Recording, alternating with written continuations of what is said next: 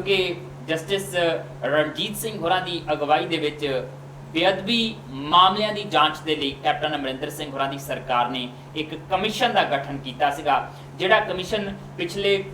ਸਮੇਂ ਤੋਂ ਲਗਾਤਾਰ ਇਸ ਮਾਮਲੇ ਦੀ ਜਾਂਚ ਕਰ ਰਿਹਾ ਉਹਦੇ ਵਿੱਚ ਬਰਗਾੜੀ ਕਾਂਡ ਦੀ ਵੀ ਜਾਂਚ ਕੀਤੀ ਜਾ ਰਹੀ ਹੈ ਔਰ ਬਹਿਬਲ ਕਲਾਂ ਗੋਲੀ ਕਾਂਡ ਦੀ ਵੀ ਜਾਂਚ ਕੀਤੀ ਜਾ ਰਹੀ ਹੈ ਜਿੱਥੇ ਸ਼ਾਂਤਮਈ ਤਰੀਕੇ ਨਾਲ ਰੋਸ ਪ੍ਰਦਰਸ਼ਨ ਕਰ ਰਹੇ ਲੋਕਾਂ ਦੇ ਉੱਤੇ ਪੁਲਿਸ ਵੱਲੋਂ ਗੋਲੀਆਂ ਚਲਾਈਆਂ ਗਈਆਂ ਦੋ ਦੀ मौत हुई सी और वो मामला भी जोड़ा वो कई बार रेड़कियां दे विच फसिया इत्थों तक खबरां निकल के सामने आईयां सीगियां कि जिहड़ियां गोलियां उन्हां मृतकां दे शरीरां दे विचों कड्ढियां गईयां सी उन्हां दे नाल भी टैंपरिंग कीती गई सीगी कि किते पता ना लग जावे किहड़ी पिस्तौल किहड़ी SLR च चलियां आ ते वो पुलिस वालियां तक जिहड़ा आ वो पहुंच जावे जांच जिन्हां वल्लों चलाई गई है ते उन्हां दे जरिए फिर तां तक तारां जुड़ जाण हुण जस्टिस रणजीत सिंह होरां दी रिपोर्ट दे विचों जिहड़े कंसूआं निकल के आ रही ने जिहड़े खुलासे हौली हौली बाहर निकल के सामने आ रहे हालांकि रिपोर्ट उन्होंने कंप्लीट करके नहीं सौंपी ना उन्होंने जनतक किया गया पर कुछ नुकते विचों निकल के सामने आ रहे हैं और रिपोर्ट ये कहती है कि बहबल कलां गोली कांड की जांच दीयां तारां जिहड़ियां सिद्धियां बादल परिवार नाल जाके जुड़दियां ने शायद इसे करके प्रकाश सिंह बादल होरां ने सुखबीर बादल होरां ने श्रोमणी गुरुद्वारा प्रबंधक कमेटी के प्रधान ने इस जांच दे विच शामिल होने तो इनकार कर दिता सीगा और जांच दे विच ये नुकता निकल के सामने आया है कि उस समय दे मौजूदा विधायक मनतार सिंह बराड़ दी उस गोली कांड तो पहला लगातार DGP दे नाल गलबात हुई लगभग 1 मिनट 51 सैकंड गल हुई 20 तो बाद SMS ਜਿਹੜੇ ਆ ਉਹ ਕੀਤੇ ਗਏ और प्रकाश सिंह बादल होरां नाल भी रात ਦੇ ਸਮੇਂ बैठक हुई ये भी उस जांच ਦੇ ਵਿੱਚੋਂ कुछ पहलू निकल के सामने आउंदे आ और जे ये तत्थ जे ये नुकते सच ने तो देसराज काली जी क्या जा सकता है कि सख्त धारावां ਦੇ तहत प्रकाश सिंह बादल होरां दे खिलाफ सुखबीर बादल होरां दे खिलाफ भी मुकदमा दर्ज किया जा सकता है जे इस जांच रिपोर्ट दे इन्हां पहलुआं नूं ध्यान दे विच रखिया जावे। बिल्कुल जिहड़े पहलू नशर होए ने उन्हां दे विच ओह जिहड़े DGP दे हवाले दे नाल जस्टिस होरां दा इह मन्नना आ इस कमीशन दा इह मन्नना आ कि रात दे वेले तक उस वेले दे मुख मंत्री प्रकाश सिंह बादल होरां नूं सारे घटनाक्रम की जानकारी मिल गई सी जी DGP के थ्रू जो सारे का सारा घटनाक्रम होया है सो जे वो जानकारी है वो सबूत हैं फिर तो बहुत सख्त धारावां लगणगियां उन्होंने खिलाफ और FIR दर्ज होएगी नैचुरली है वो पोलीटिकल तो किसी तरह सियासत तो प्रेरित ना हो जान टैंपरिंग तो कमिशनां दी रिपोर्टां भी हो जाती है ना बिल्कुल उन्होंने नाल भी हो जाती है फिर टैंपरिंग इस करके भी हो जाती है भी गां तुहाडे भी केस खोलने जो दूजे दी वारी आ जानी है ना जेड़ा कहते हैं जी ये बदला लऊ राजनीति हो रही है बदला लऊ ये भी नवा शब्द राजनीति च पिछले समय तो रिपोर्ट जनतक भी नहीं की जाती जनतक भी नहीं की जाती दसी भी नहीं जाती प्रलोंग कर दी जाती है हुण कितना समा हो गया है ना लंबे तो लंबा ले जा रहे हैं पर एक गल तो साफ ही सी कि भाई जो कुछ हुंदा आ स्टेट दे विच सूबे च ਉਹ इदा थोड़ी हुंदा कि ਜਿਹੜੀ ਆ ਪੁਲਿਸ ਜਿਹੜੀ ਆ ਉਹਦਾ ਨਾਮ ਨਹੀਂ ਪਤਾ ਹੈ ਕੌਣ ਹੈ ਕਿਹੜੀ ਪੁਲਿਸ ਤੇ ਪਰਚਾ ਦਰਜ ਅਣਪਛਾਤੀ ਪੁਲਿਸ ਅਣਪਛਾਤੀ ਹੁੰਦੀ ਹੈ ਉਹਨਾਂ ਦੇ ਹਥਿਆਰ ਅਣਪਛਾਤੇ ਹੁੰਦੇ ਨੇ ਜੀ ਉਹਨਾਂ ਨੂੰ ਮਿਲਣ ਵਾਲਾ ਗੋਲੀ ਸਿੱਕਾ ਬਾਰੂਦ ਰਾਈਫਲ ਬੰਦੂਕਾਂ ਈਵਨ ਡੰਡੇ ਤੱਕ ਨੋਟ ਹੁੰਦੀਆਂ ਨੇ ਕਿ ਇਹਨੂੰ ਕਿਹੜੇ ਨੰਬਰ ਦਾ ਮਿਲਿਆ ਹੈ ਜੀ दैट्स वाई कि इन्हों फिर गोलियां दे नाल टैंपरिंग करनी पै जाती है 38 दिन गोलियां पुलिस के कब्जे च ही रहिंदियां ने सूबे की लैब वो बारे कुछ होर बोलती आ सेंटर की लैब वो बारे कोई होर रिपोर्टां भेजन डई आ सो ये की हो जाता सारे का सारा तुसीं समझ नहीं सकते इन्हां दियां सियासतां पर जिन्ना भी मर्जी लको लैण लोग जानते हैं कि ये जो हुंदा है वो सत्ताधारी धिर दे इशारिਆਂ ਤੇ ਹੀ ਹੁੰਦਾ ਲੋਕ ਸਾਰੇ ਜਾਣਦੇ ਸੱਤਾਧਾਰੀ ਧਿਰ ਦੇ ਇਸ਼ਾਰਿਆਂ ਤੇ ਹੁੰਦੇ ਆ ਆਨੰਦ ਜੀ ਇਸੇ ਕਰਕੇ ਸੁਖਬੀਰ ਬਾਦਲ ਤੇ ਪ੍ਰਕਾਸ਼ ਸਿੰਘ ਬਾਦਲ ਹੋਰੀ ਤੇ ਪੂਰੀ ਅਕਾਲੀ ਦਲ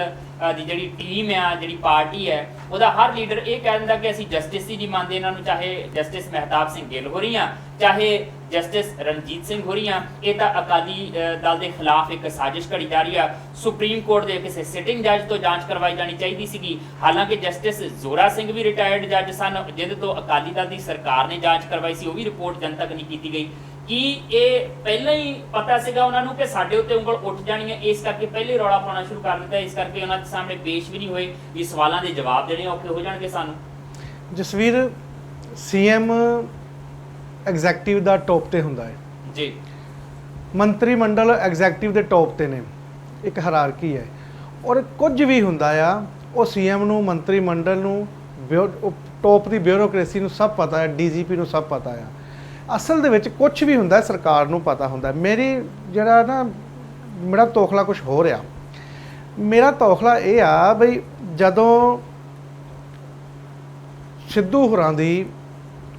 ਇਸ ਜਿਹੜੀ ਸਿੱਟ ਆ ਉਹ ਉਹਨਾਂ ਦੀ ਜਾਂਚ ਜਾਂਦੀ ਆ ਉਹਦੇ ਖਿਲਾਫ ਮਜੀਠੀਆ ਦੇ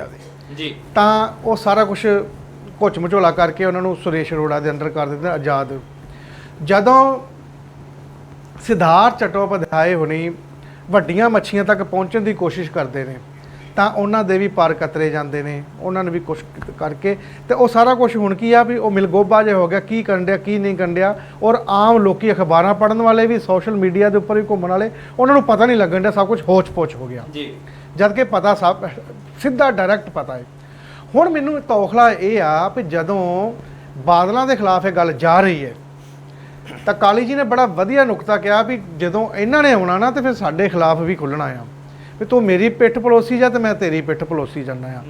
ਤੌਖਲਾ ਮੇਰਾ ਔਰ ਮੇਰੇ ਵਰਗੇ ਹਰ ਬੰਦੇ ਦਾ, ਜੇ ਇੱਕ ਆਮ ਨਾਗਰਿਕ ਦਾ ਵੀ ਇਹੋ ਹੀ ਆ ਵੀ ਕੀ ਹੁਣ ਕੈਪਟਨ ਸਰਕਾਰ,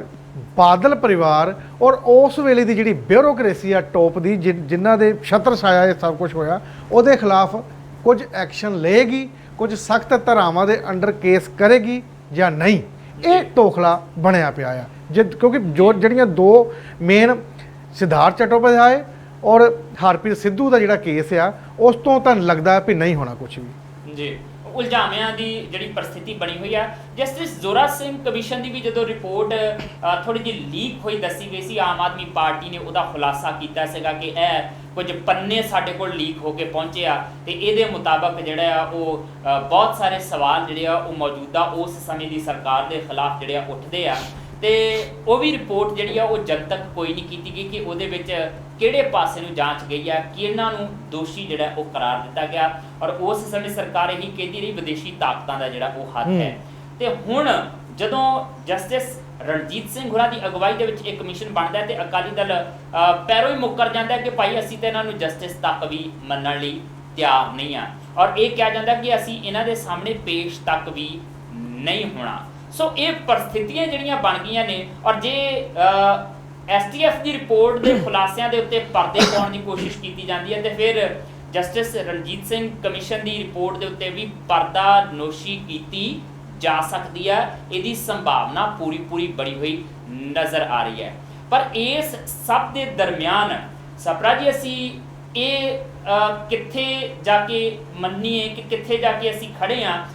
ਉਹ ਪਾਰਟੀ ਜਿਹੜੀ ਕਹਿੰਦੀ ਹੈ ਧਰਮ ਤੇ ਸਿਆਸਤ ਨਾਲ ਚੱਲਦੇ ਆ, ਮੀਰੀ ਤੇ ਪੀਰੀ ਦਾ ਸਿਧਾਂਤ ਹੈ, ਅਸੀਂ ਪੰਥਕ ਪਾਰਟੀਆਂ, ਅਸੀਂ ਸਿੱਖ ਮਸਲਿਆਂ ਨੂੰ ਜ਼ਿਆਦਾ ਸਮਝਦੇ ਆ, ਅਸੀਂ ਸ਼੍ਰੋਮਣੀ ਕਮੇਟੀ ਤੇ ਕਬਜ਼ਾ ਕਰਕੇ ਵਧੀਆ ਤਰੀਕੇ ਨਾਲ ਧਰਮ ਦਾ ਪ੍ਰਚਾਰ ਪ੍ਰਸਾਰ ਕਰ ਸਕਦੇ ਆ। ਜੇ ਉਹਦੇ ਉੱਤੇ ਇਹ ਉਂਗਲਾਂ ਉੱਠਦੀਆਂ ਪਈਆਂ ਨੇ ਤੇ ਉਹ ਕਿੱਥੇ ਖੜੀ ਆ ਇਖਲਾਕੀ ਤੌਰ ਤੇ, ਉਹ ਕਿੱਥੇ ਖੜੀ ਆ ਰਾਜਨੀਤਿਕ ਤੌਰ ਤੇ, ਉਹ ਕਿੱਥੇ ਖੜੀ ਆ ਇਸ ਸਮੇਂ ਇਸ ਮਾਮਲੇ ਦੇ ਵਿੱਚ?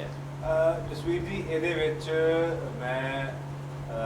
ਭਾਰਤ ਦੇ ਸੰਵਿਧਾਨ ਦਾ ਇੱਕ ਹਵਾਲਾ ਦੇਣਾ ਚਾਹੂੰਗਾ ਕਿ ਭਾਰਤ ਦਾ ਜਿਹੜਾ ਸੰਵਿਧਾਨ ਹੈ ਉਹਨੂੰ ਸਿਰਫ ਜਿਹੜੀ ਸੁਪਰੀਮ ਕੋਰਟ ਹੈ ਜਾਂ ਫਿਰ ਦੇਸ਼ ਦਾ ਜਿਹੜਾ ਤੰਤਰ ਹੈ ਉਹੀ ਉਸ ਚੀਜ਼ ਨੂੰ ਡਿਫਾਈਨ ਕਰ ਸਕਦਾ ਹੈ, ਉਹੀ ਉਹਦੀ ਵਿਆਖਿਆ ਕਰ ਸਕਦਾ ਹੈ। ਇਹ ਕਾਨੂੰਨ ਹੈ। ਉਸ ਤੋਂ ਬਾਅਦ ਜੇ ਅਸੀਂ ਪਿੱਛੇ ਜਾਂਦੇ ਆ, ਇਤਿਹਾਸ ਦੇ ਵਿੱਚ ਜਾਂਦੇ ਆ, ਸਿੱਖ ਪੰਥ ਦੇ ਇਤਿਹਾਸ ਦੇ ਵਿੱਚ ਜਾਂਦੇ ਆ, ਤਾਂ ਉਦੋਂ ਇਸ ਤਰ੍ਹਾਂ ਦਾ ਕੋਈ ਰੂਲ ਨਹੀਂ ਸੀ। ਇਸ ਕਰਕੇ ਇਦਾਂ ਦੀਆਂ ਬਾਡੀਜ਼ ਬਣ ਗਈਆਂ ਜਿਹੜੀਆਂ ਆਪਣਾ ਖੜਾ ਹੋ ਕੇ ਉਹਨੂੰ ਵਿਆਖਿਆ ਕੀਤਾ ਤੇ ਆਪਣਾ ਜਿਹੜਾ ਇੱਕ ਰਾਜ ਹੈ, ਆਪਣਾ ਜਿਹੜਾ ਇੱਕ ਏਰੀਆ ਹੈ ਉਹ ਡਿਫਾਈਨ ਕਰ ਲਿਆ ਕਿ ਸਿੱਖੀ ਦੇ ਅਸੀਂ ਹੱਕਦਾਰ ਆ, ਉਹਦੇ ਰਾਖੀ ਝੰਡਾ ਬਰਦਾਰ ਆ ਅਸੀਂ। ਝੰਡਾ ਬਰਦਾਰ ਅਸੀਂ ਆ। ਉਸ ਚੀਜ਼ ਨੂੰ ਜਿਹੜਾ ਉਹ ਇੱਕ ਸਾਈਕਲ ਚੱਲਿਆ, ਵਿਸ਼ੀਅਸ ਸਾਈਕਲ ਚੱਲਿਆ, ਉਹ ਇੱਕ ਰਾਜਨੀਤਿਕ ਵੀ ਇੱਕ ਪਾਰਟੀ ਬਣ ਗਈ, ਉਸ ਤੋਂ ਬਾਅਦ ਇੱਕ ਸਮਾਜਿਕ ਲੈਵਲ ਤੇ ਵੀ ਸਿੱਖੀ ਦੇ ਉਹ ਝੰਡਾ ਬਰਦਾਰ ਬਣ ਗਏ। ਪਰ ਹੁਣ ਜਦੋਂ ਉਸ ਚੀਜ਼ ਨੂੰ ਲੋਕੀ ਥੋੜੇ ਜਿਹੇ ਜਾਗਰੂਕ ਹੋ ਕੇ ਸਮਝਣ ਦੀ ਕੋਸ਼ਿਸ਼ ਕਰਦੇ ਆ ਤਾਂ ਪਤਾ ਲੱਗਦਾ ਆ ਕਿ ਉਹ ਜਿਹੜੇ ਝੰਡਾ ਬਰਦਾਰ ਨੇ, ਨਾ ਤਾਂ ਉਹਨਾਂ ਨੂੰ ਸਿੱਖੀ ਦਾ ਪਤਾ, ਨਾ ਉਹਨਾਂ ਨੂੰ ਰਾਜਨੀਤੀ ਦਾ ਪਤਾ ਆ, ਤੇ ਸਿੱਖੀ ਤੇ ਰਾਜਨੀਤੀ ਪਤਾ ਸਾਰਾ ਹੀ ਆ, ਪਰ ਰਾਜਨੀਤੀ ਦਾ ਪੂਰੀ ਰਾਜਨੀਤੀ ਤਰ੍ਹਾਂ ਜ਼ਿਆਦਾ ਪਤਾ। ਚਮਕਾਉਣ ਦੇ ਚੱਕਰ ਦੇ ਵਿੱਚ ਧਰਮ ਨੂੰ Moral ਉਹਨਾਂ ਨੇ values, ਇਸਤੇਮਾਲ ਕਰਨਾ ਸ਼ੁਰੂ ਕਰ ਦਿੱਤਾ। moral values ਪੰਥਕ ਏਜੰਡਾ ਉਦੋਂ ਉਭਾਰ ਲਿਆ ਜਾਂਦਾ ਜਦੋਂ ਲੱਗਦਾ ਕਿ ਪਾਰਟੀ ਨੂੰ ਹੁਣ ਸਿਆਸੀ ਤੌਰ ਤੇ ਖਤਰੇ ਬਿਲਕੁਲ। ਪੈਦਾ ਹੋਣੇ ਸ਼ੁਰੂ ਹੋ ਗਏ ਆ। ਧਰਮ ਨੂੰ ਇਸਤੇਮਾਲ ਕੀਤਾ ਗਿਆ, ਧਰਮ ਨੂੰ ਜਿਹੜਾ ਆ ਉਹ ਅਗਵਾਈ ਦੇ ਤੌਰ ਤੇ ਜਾਂ ਧਰਮ ਦੀਆਂ ਨੈਤਿਕ ਕਦਰਾਂ ਕੀਮਤਾਂ ਨੂੰ ਆਪਣੇ ਨਾਲ ਨਹੀਂ ਤੋਰਿਆ ਗਿਆ ਕਿ ਭਾਈ ਹੱਕ ਸੱਚ ਦੀ ਗੱਲ ਕੀਤੀ ਹੈ, ਵੰਡ ਛਕੋ ਦੀ ਗੱਲ ਕੀਤੀ ਹੈ, ਕਿਰਤ ਕਰੋ ਦੀ ਗੱਲ ਕੀਤੀ ਹੈ, ਨਾਮ ਜਪੋ ਦੀ ਗੱਲ ਕੀਤੀ ਹੈ। ਇੱਥੇ ਕਹਿੰਦੇ ਵੰਡ ਕੇ ਨਹੀਂ ਛਕਣਾ, ਸਾਰਾ ਕੁਝ ਸਾਡੇ ਕੋਲ ਆਉਣਾ ਚਾਹੀਦਾ ਹੈ, ਕਿਰਤ ਅਸੀਂ ਕਰਨੀ ਨਹੀਂ, ਕਿਸੇ ਦੀ ਕਮਾਈ ਦੇ ਵਿੱਚੋਂ ਹਿੱਸਾ ਆ ਜਾਵੇ ਤਾਂ ਜ਼ਿਆਦਾ ਬਿਹਤਰ ਆ। ਤੇ ਨਾਮ ਦੀ ਗੱਲ ਤਾਂ ਜਿਹੜੀ ਉਹ ਵਿਵਾਦਾਂ ਦੇ ਵਿੱਚ ਰਹਿ ਚੁੱਕੀ ਹੈ। ਕਦੀ ਕਹਿੰਦੇ ਆ ਕਿ ਸੁਖਬੀਰ ਬਾਦਲ ਹੋਰਾਂ ਨੇ ਅੰਮ੍ਰਿਤ ਛਕਿਆ ਹੋਇਆ, ਕਦੀ ਕਹਿੰਦੇ ਨਹੀਂ ਅੰਮ੍ਰਿਤ ਛਕਿਆ ਨਹੀਂ ਹੈ, ਛਕਣ ਤੋਂ ਬਾਅਦ ਭੰਗ ਕਰ ਦਿੱਤਾ ਵਗੈਰਾ ਵਗੈਰਾ। ਸੀ ਇਸ ਚਰਚਾ 'ਚ ਨਹੀਂ ਪੈਂਦੇ, ਪਰ ਘੱਟੋ ਘੱਟ ਜਿਹੜਾ ਬੇਅਦਬੀ ਦਾ ਮਾਮਲਾ ਸੀਗਾ ਜਾਂ ਫਿਰ ਬਹਿਬਲ ਕਲਾਂ ਦੇ ਵਿੱਚ ਜਿਵੇਂ ਗੋਲੀ ਚੱਲੀ ਸੀਗੀ ਸ਼ਾਂਤਮਈ ਤਰੀਕੇ ਨਾਲ ਰੋਸ ਪ੍ਰਦਰਸ਼ਨ ਕਰਨ ਵਾਲਿਆਂ ਦੇ ਉੱਤੇ, ਉਹ ਸਮੁੱਚੇ ਪੰਜਾਬ, ਪੰਜਾਬੀ ਤੇ ਪੰਜਾਬੀਅਤ ਦਾ ਮਾਮਲਾ ਸੀਗਾ। ਉਹ ਸਿੱਧੇ ਤੌਰ ਤੇ ਸੱਤਾ ਦੇ ਵੱਲੋਂ ਕੀਤਾ ਗਿਆ ਜ਼ੁਲਮ ਸੀ, ਤਸ਼ੱਦਦ ਸੀਗਾ, ਜਿਹਦੇ ਖਿਲਾਫ ਆਵਾਜ਼ ਚੁੱਕਣਾ ਵੀ ਸਾਡਾ ਹੱਕ ਹੈ। ਜਿਹਦੇ ਖਿਲਾਫ ਜੇ ਕੋਈ ਜਾਂਚ ਦੀ ਰਿਪੋਰਟ ਨਿਕਲ ਕੇ ਸਾਹਮਣੇ ਆਉਂਦੀ ਹੈ ਤੇ ਉਹਦੇ ਉੱਤੇ ਚਰਚਾ ਕਰਨਾ ਵੀ ਲਾਜ਼ਮੀ ਬਣ ਜਾਂਦਾ। ਇਹ 'ਚ ਕੋਈ ਸ਼ੱਕ ਨਹੀਂ ਹੈ ਕਿ ਅਕਾਲੀ ਦਲ ਦਾ ਇਤਿਹਾਸ ਸੁਨਹਿਰੀ ਰਿਹਾ ਹੈ। ਜਿਹੋ ਜਿਹੇ ਕੰਮ ਕੀਤੇ ਆ, ਜਿਹੋ ਜਿਹੀਆਂ ਲੜਾਈਆਂ ਲੜੀਆਂ, ਜਿਹੋ ਜਿਹੀਆਂ ਕੁਰਬਾਨੀਆਂ ਦਿੱਤੀਆਂ, ਉਹਨਾਂ ਨੂੰ ਦਰਕਿਨਾਰ ਨਹੀਂ ਕੀਤਾ ਜਾ ਸਕਦਾ। ਪਰ ਉਸ ਸੁਨਹਿਰੀ ਸਮੇਂ ਤੋਂ ਬਾਅਦ ਜਦੋਂ ਇੱਕ ਖਾਸ ਪਰਿਵਾਰ ਦਾ ਗਲਬਾ ਬਣਦਾ ਹੈ ਇਸ ਪਾਰਟੀ ਦੇ ਉੱਤੇ, ਤੇ ਫਿਰ ਇਹਦੇ ਇਤਿਹਾਸ ਦੇ ਵਿੱਚ ਕੁਝ ਹੋਰ ਚੀਜ਼ਾਂ ਜਿਹੜੀਆਂ ਜੁੜਦੀਆਂ, ਜਿਹੜੀਆਂ ਬਹੁਤੀ ਸ਼ਲਾਘਾਯੋਗ ਨਹੀਂ ਕਹੀਆਂ ਜਾ ਸਕਦੀਆਂ। ਫਿਲਹਾਲ ਸਮਾਂ ਬਹੁਤ ਥੋੜਾ ਹੈ ਸਾਡੇ ਕੋਲ, ਤੁਹਾਡੇ ਨਾਲ ਇੱਕ ਖਬਰ ਜ਼ਰੂਰ ਜਾਂਦੇ ਸਾਂਝੀ ਕਰਨੀ ਆ ਕਿ ਕਠੂਆ